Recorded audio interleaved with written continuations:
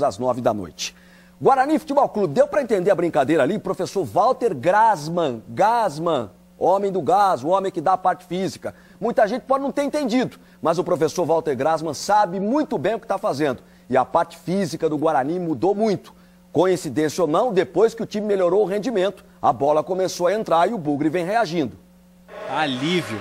Agora sim o Guarani trabalha tranquilo, sem aquela pressão da zona do rebaixamento. Está estampado no rosto do volante Lucas a alegria de 3 vitórias seguidas. Nada de se acomodar, mas a sorte voltou a sorrir pelos lados do brinco de ouro. Isso também já é fruto de um trabalho.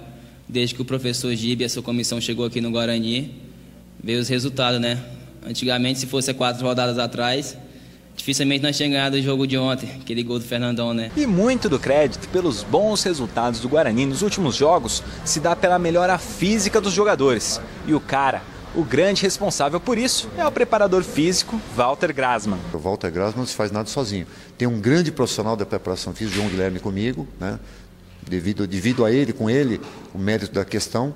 Mas o que fica, na verdade, é o empenho dos atletas. Walter divide o crédito, mas desde que foi convidado pelo técnico Giba a ser o preparador físico da equipe, o time ficou mais forte. Como se diz no futebol, o Guarani está voando em campo. Eu tenho a minha filosofia de trabalho, muito baseado na força, porque o futebol de hoje exige-se muito dos profissionais força, velocidade e resistência de velocidade. E os bons resultados vêm junto com uma cobrança diferente, já que agora o Guarani visa voos maiores, nada de zona do rebaixamento. O pensamento é encostar no G4. Você realmente visualizando o G4 e se distanciando um pouquinho mais da zona de rebaixamento, não só na fase intermediária, mas você tem condições de galgar posições melhores no campeonato. E liderados pelo técnico Giba, Walter destaca que o Guarani só está em uma situação melhor graças ao trabalho em equipe. Na verdade, eu sou um dente dessa engrenagem, né? A preparação física não se faz sozinha.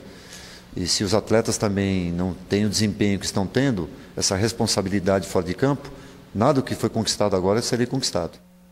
E só para reforçar, o professor Walter Grasman também estava em 2009 na campanha vitoriosa, na campanha do acesso do Guarani da Série B para a Série A daquela temporada.